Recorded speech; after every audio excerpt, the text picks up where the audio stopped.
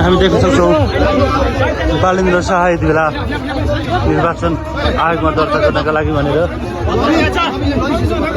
झापा 5मा जाँदै हुनुहुन्छ हामी देख्न सक्छौँ।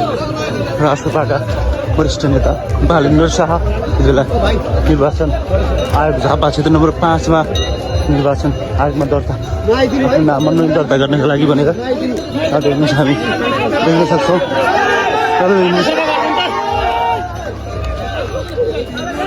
बाटो खाली गरिदिनु ल, बाटो खाली छोड्नु न तपाईँहरू,